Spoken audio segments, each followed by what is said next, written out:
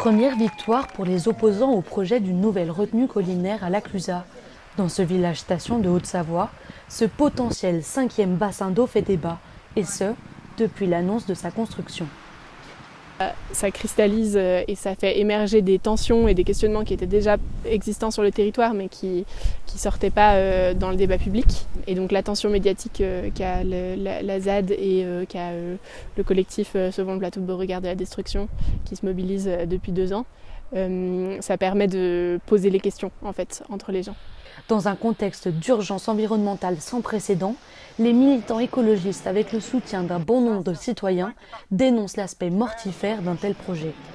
Mardi 25 octobre dernier, le tribunal administratif de Grenoble a donné raison aux 5 associations environnementales requérantes, parmi lesquelles on retrouve France Nature Environnement et la Ligue de protection des oiseaux. À vous de plus d'être là et Il a dès lors suspendu provisoirement l'arrêté préfectoral, le temps d'examiner le dossier plus en profondeur.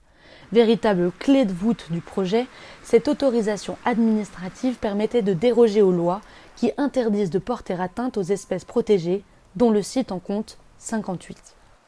Dès la publication du délibéré du tribunal, les zadistes ont annoncé leur repli des bois de la Colombière.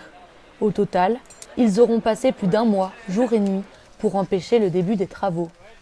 Dans leur communiqué, ils ont précisé que s'ils plient bagage à la suite de cette première victoire, ils continueront de défendre ce bois contre ce projet d'un autre temps. Une façon de rappeler qu'ils ont toujours pour objectif de faire des montagnes, des lieux vivants, qui offrent aux générations présentes et futures la possibilité de les habiter, tout simplement. Avec les conséquences actuelles du réchauffement climatique, il neige et pleut toujours plus haut. Un nouveau paramètre très contraignant pour le secteur touristique alpin. Pour pouvoir continuer à tirer profit du tourisme, dont plus de 2000 emplois en dépendent, les autorités locales de la Clusaz ont recours à la neige de culture. Cette nouvelle retenue collinaire serait donc destinée aux 2/3 au maintien de l'enneigement artificiel des pistes, à hauteur de 45%, et le reste à l'alimentation en eau potable du village. Une répartition d'ailleurs pointée du doigt par les opposants, qui dénoncent là le recours à un alibi. L'alibi de l'eau potable, on découvre les conflits d'intérêts. C'est face à l'émergence de critiques à l'encontre du projet que les constructeurs ont décidé de faire aussi bénéficier les habitants, leur attribuant 1/3 de la réserve. Quant aux autorités locales à l'origine du projet, elles restent sur leur position mais acceptent l'ouverture d'un dialogue.